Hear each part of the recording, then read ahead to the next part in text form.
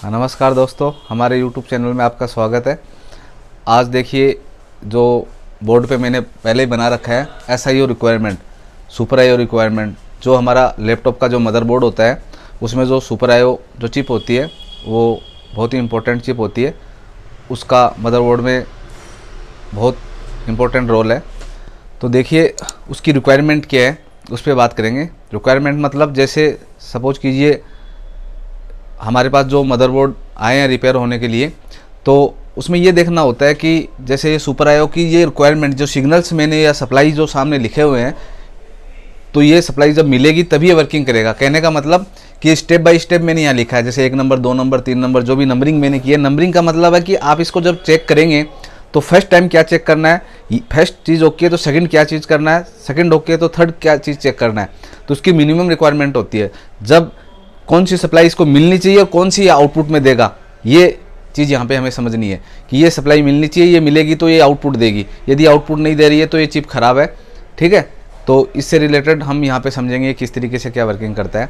इससे पहले यदि आपने हमारे चैनल को सब्सक्राइब नहीं किया तो आप सब्सक्राइब ज़रूर कर दीजिए, ठीक है, और इसको शेयर भी ज़रूर कीजिए, जिससे जो भी बिगिनर्स हैं जो मदरबोर्ड की रिपेयरिंग सीखना चाह रहे हैं उनको इसका फ़ायदा मिल सके और वो रिपेयरिंग सीख सके। ठीक है दोस्तों, तो देखिए सामने देखते हैं बोर्ड पे ये सुपर IO रिक्वायरमेंट मैंने लिखा है। तो ये सुपर IO ENE IT कई कंपनी की होती है, अलग अलग कंपनीज की। ठीक है, लगभग मतलब 128 पिन की IC होती है। अब देखिए इसमें रिक्वायरमेंट क्या क्या है, कैसे कैसे वर्किंग करती है। सबसे पहले कौन सा सिग्नल आता है, क्या ये आउट करती है, समझना है। इसी के आधार पर हम इसको प्रैक्टिकली जब फॉल्ट हमारे सामने आता है तो चेक करते हैं। ठीक है, जब तुक्के वाली बात नहीं होती है, ये चीज़ समझ में आएगी तो ही हम इसको फॉल्ट निकाल सकेंगे, नहीं तो नहीं निकाल पाएंगे। ठीक है, तो देखिए यहाँ पे सबसे पहले क्या होता है, कोई भी IC को वर्किंग के लिए VCC ग्राउंड की ज़रूरत होती है, ये आपको पता ही है। तो देखिए यहाँ पे इसकी VCC LDO 3 पॉइंट LDO मिलता है इसको, लीनियर जो वोल्टेज है, क्योंकि सबसे पहले जब मदरबोर्ड के पास सप्लाई जाती है तो सबसे पहले लीनियर 3 वोल्ट ही आउट होते हैं, LDO 3 वोल्ट ही आउट होते हैं, 3 और 5 वोल्ट सबसे पहले बनते हैं। तो देखिए यहाँ पे VCC के रूप में 3 वोल्टेज दिए जाते हैं इसकी 5 पिनों पे। ठीक है, और एक AV VCC है। ठीक है, ये कोयल के माध्यम से इसको दिए जाते हैं। तो कुल मिला के यहाँ पे दोनों पे हमें 3-3 वोल्ट मिलना चाहिए। तो जैसे मान लो यहाँ पे क्या है कि ये 1 नंबर पे 2 नंबर पे क्या चेक किया हमने, VCC चेक किया। ठीक है, अब क्या होता है इसी की रेफरेंस में ये ग्राउंड चेक करना होता है। तो यहाँ पे यदि 5 पिन VCC की है तो 5 पिन ही ग्राउंड की आपको मिलेगी, और ये AVCC है तो ये एक ग्राउंड होगा, तो ये मिलना चाहिए। यदि ये ट्रैक कोई भी रीजन के कारण ओपन हो जाएगा तब भी IC वर्किंग नहीं करेगी। तो कहने का मतलब VCC ग्राउंड कोई भी IC की पहली रिक्वायरमेंट होती है, उसके बिना वो काम नहीं करेगी, चाहे कोई भी टाइप की IC हो। तो सबसे पहले ये 2 चीज़ चेक करेंगे, फिर ये आगे की बात होती है कि क्या चेक करना है। तो कोई भी IC के अंदर हमें ये चेक करना है, तो सबसे पहले 3 वोल्टेज यहाँ पे, ठीक है, ग्राउंड के रेफरेंस में हम चेक कर लेंगे। अब देखिए ये यदि चीज़ हमें मिल गई तो थर्ड चीज़ हम क्या चेक करेंगे, थर्ड हो गया ग्राउंड हो गया, फोर्थ चीज़ क्या चेक करनी है, EC रीसेट इसको बोलते हैं। ठीक है, तो EC रीसेट क्या होता है कि जैसे LDO जो 3 वोल्ट होता है उसी से एक रेजिस्टेंस के माध्यम से उसको दिए जाते हैं। ठीक है, EC रीसेट मतलब EC चिप भी बोलते हैं इसको, इसलिए EC रीसेट लिखा है। ठीक है, बाकी रीसेट क्या सिग्नल होता है ये सब वीडियो में हम पहले बता भी चुके हैं, आगे भी इसके बारे में बात करेंगे। ठीक है, तो ये EC रीसेट चेक करते हैं। ये सिग्नल नहीं मिलेगा, 3 वोल्टेज नहीं मिलेंगे तो यहाँ पे क्या है, ये IC वर्किंग नहीं करेगी, आगे आउटपुट नहीं देगी। ठीक है, इसके बाद में देखिए हम चेक करते हैं 4 नंबर पे हमने चेक किया है, 4 नंबर हो गया। इसके बाद में लीड स्विच। देखिए लीड स्विच का क्या रोल होता है, लीड स्विच का ये रोल होता है, 5 नंबर पे लीड स्विच चेक करते हैं। लीड स्विच का मतलब जैसे हमारा लैपटॉप जो होता है, लैपटॉप जब हम ऑफ कर देते हैं, ऑफ कंडीशन में नीचे की तरफ इसकी स्क्रीन होती है तो लैपटॉप ऑन नहीं होता है।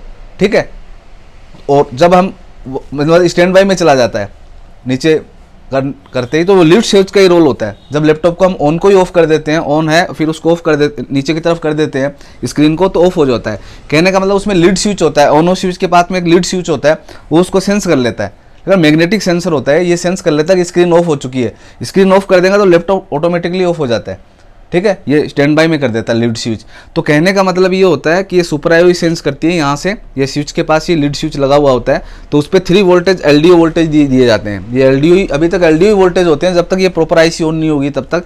तो LDO 3 वोल्ट दिए जाते हैं रेजिस्टेंस के थ्रू, और जैसे ही क्या होता है कि स्क्रीन ओपन रहती है, खुली रहती है, तो यहाँ पर हमें 3 वोल्टेज हमेशा मिलते रहते हैं। ठीक है, यदि स्क्रीन ऑफ कर देते हैं ठीक है। तो यहाँ पे 0 वोल्टेज बनता है, कहने का मतलब लीड स्विच का वोल्टेज नहीं बनेगा तो ये आईसी वर्किंग नहीं करेगी और हमारा लैपटॉप ऑन नहीं होगा।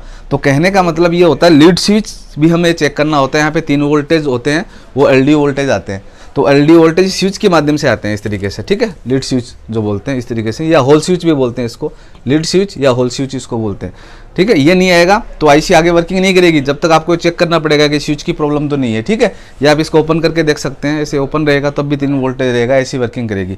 तो 5 नंबर पर आपको ये चेक करना चाहिए, ये ओके होना चाहिए, ये ओके नहीं है तो ये वर्किंग में नहीं आएगी, इसकी रिक्वायरमेंट होती है, ठीक है। इसके बाद में 6 नंबर पे एक थर्मल सेंस होता है, ठीक है। ये प्रोटेक्शन सर्किट बना होता है रेजिस्टेंस वगैरह के थ्रू। यहाँ पे हम सप्लाई चेक करते हैं, जैसे मान लो इसका थर्मल सेंसर होता है तो यहाँ पे भी हमें सप्लाई चाहिए, ठीक है, 3 वोल्ट सप्लाई चाहिए। यहाँ पे ये सप्लाई नहीं मिलेगी तब भी ऐसी इसका थर्मल सेंस नहीं करेगी, ठीक है। प्रोटेक्शन सर्किट होता है, रेजिस्टेंस के थ्रू बनता है। तो 6 नंबर पिन ये चेक करते हैं। इसके बाद में क्या होता है, 7वीं नंबर पिन होती है, क्रिस्टल इस पे लगा हुआ होता है 7 नंबर पिन पे। तो देखिए पहले के जो लैपटॉप होते थे, जैसे डुअल कोर वगैरह लैपटॉप होते थे, P4 होते थे, तो इसमें क्या होता था, क्रिस्टल लगाया जाता था, ठीक है।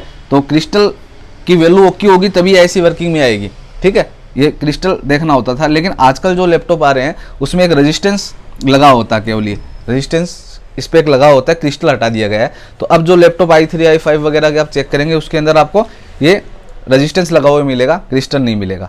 तो ये 7 रिक्वायरमेंट इसकी पूरी होगी।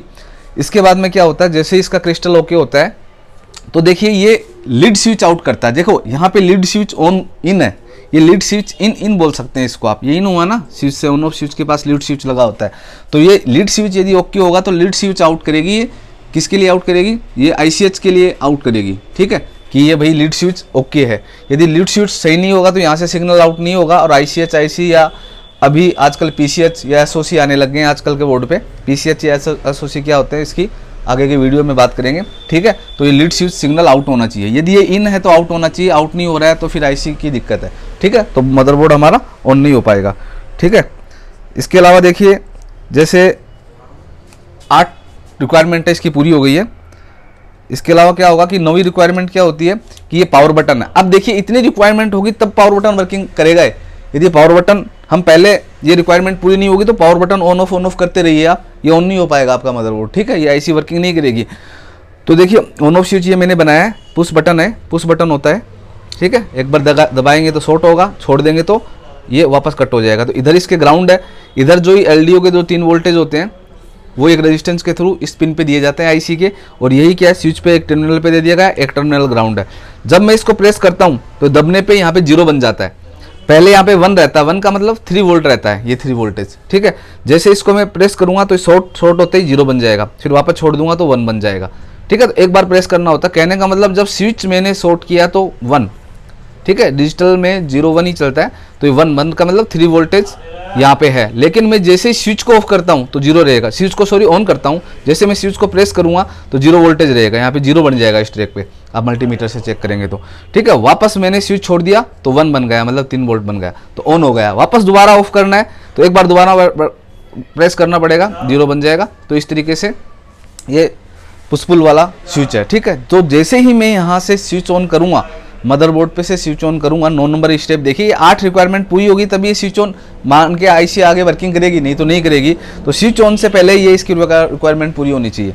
तो देखिए इसके बाद में पावर आउट, ये ICH IC के लिए या आजकल PCH वगैरह आने लग गए हैं उसके लिए सिग्नल आउट करेगा। ये उसको समझाएगा कि यूजर ऑन करना चाह रहा है मदरबोर्ड को, तो ये स्विच ये इन हो गया, ये पावर बटन आउट का हो गया, ठीक है। या नॉर्थ ब्रिज आउट भी लिखा होता है इसके ऊपर, ठीक है। तो यहाँ पे क्या होगा, NB आउट या पावर आउट हो जाएगा। तो ये हमारा ICH IC समझ जाएगी कि हाँ ये ऑन करना चाह रहा है, ठीक है, बोर्ड को।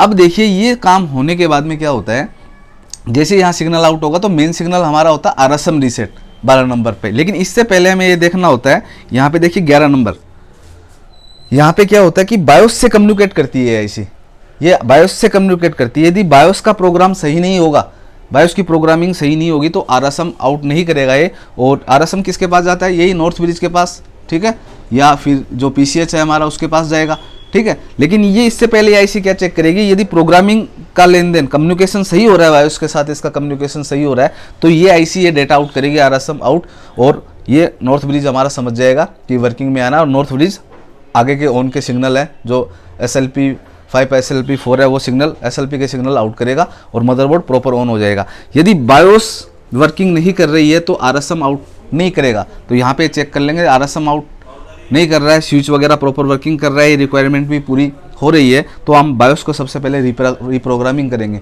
बायोस रिप्रोग्रामिंग करके ये लगाने के बाद में ये RSM आउट आपका हो जाएगा। तो बायोस का भी इसमें बहुत इंपॉर्टेंट रोल होता है। जब ऑन नहीं हो रहा होता है मदरबोर्ड लैपटॉप का तो बायोस की भी प्रॉब्लम हो सकती है, इसका जो करप्ट हो सकता है इसका सॉफ्टवेयर।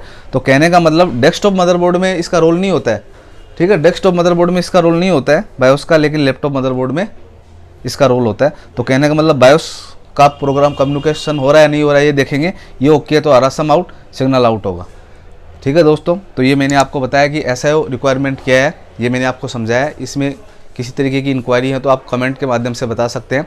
और आपने यदि सब्सक्राइब नहीं किया चैनल को तो सब्सक्राइब जरूर कर लीजिए और शेयर जरूर कीजिए, ठीक है, शेयर जरूर कीजिए, जिससे सभी बिगिनर्स को ये लैपटॉप रिपेयरिंग सीखने का मौका मिल सके। धन्यवाद।